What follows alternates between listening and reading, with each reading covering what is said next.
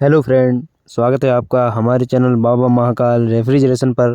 आप देख सकते हो यह सैमसंग कंपनी की टॉप लोड वॉशिंग मशीन है, जिसको हम स्पिन पे इसको हम चालू कर रहे हैं। इसमें कस्टमर बता रहा है कि यह किसी भी फंक्शन पे लोड नहीं ले रही है। ऐसे तो लगभग थोड़ा बहुत चल जाएगी, पर जैसे ही हम इसमें कपड़े डालते हैं और पानी डालते हैं, यह बिल्कुल भी नहीं चलती है। तो हम देख सकते हैं, इसको हमने स्पिन पे लगाया है और इसको चालू कर दिया है, तो थोड़ी देर तो यह पानी निकालेगी। इसके बाद इसकी कमांड मोटर पे जाएगी। तो जैसे ही इसकी कमांड जाएगी तो हम देखेंगे आखिर प्रॉब्लम क्या है, किस प्रकार से यह चल रही है या नहीं चल रही है, या क्या एरर बता रही है। आप देख सकते हो यह घूम तो रही है, पर बहुत धीरे धीरे घूम रही है। तो इसका जो फॉल्ट है, मेन फॉल्ट है, यह लोड नहीं ले रही है। इसको आप किसी भी मोड पे चलाओगे, चाहे बॉस मोड पे चलाओ या स्पिन मोड पे चलाओ, यह लोड नहीं ले रही, बहुत धीरे धीरे लोड ले रही है।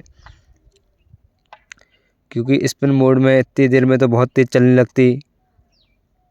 तो हम सबसे पहले इसका जो बैक कवर है उसको हम खोल लेंगे।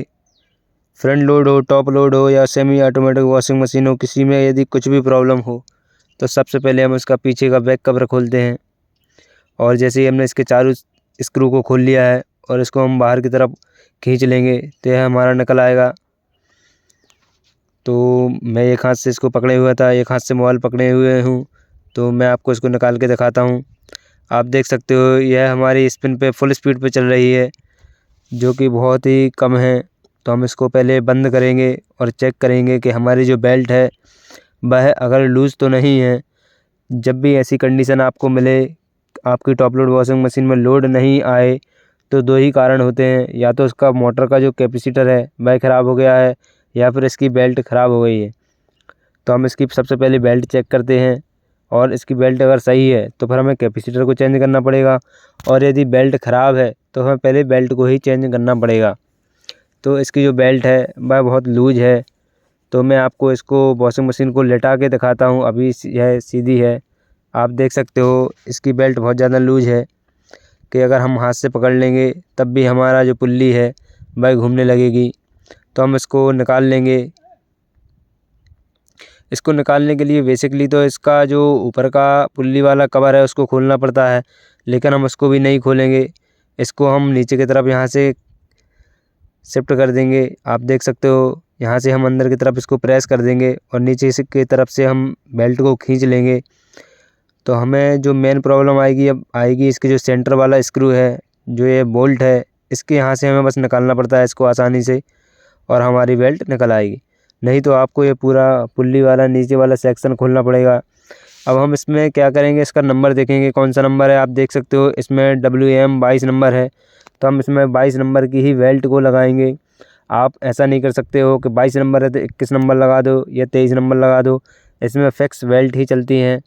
अगर आप छोटा लगाओगे तो लगेगी नहीं, और बड़ी लगाओगे तो यह काम नहीं करेगी। तो जैसे ही हमने इसको निकाला था वैसे ही हमें इसको लगाना है।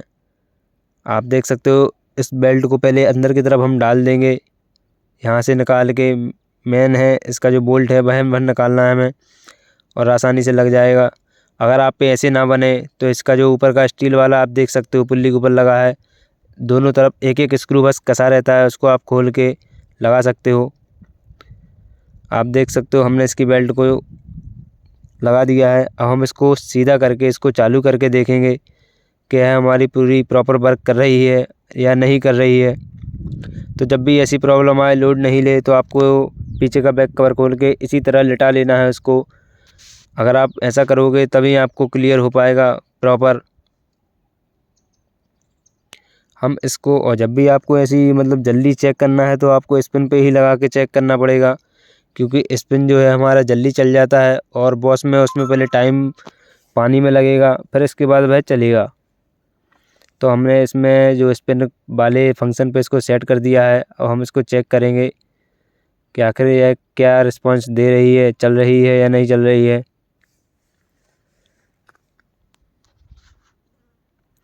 पहले यह इसका पानी निकालेगी पूरा, इसके बाद इसमें जो मोटर पे कमांड जाएगी। सैमसंग कंपनी हो या LG हो या IFB हो, हायर हो, कोई भी टॉप लोड हो, सबका एक ही प्रॉब्लम है। अगर जो लोड वाली प्रॉब्लम आए, सबकी ही ऐसे ही बेल्ट को चेंज करते हैं। और सब में सेम ही प्रॉब्लम रहती है। अगर आप यह वीडियो देख लोगे तो आप सबका कर सकते हो। हम देखना है कि यह किस स्पीड से चल रही है या नहीं चल रही है बेल्ट बदलने के बाद।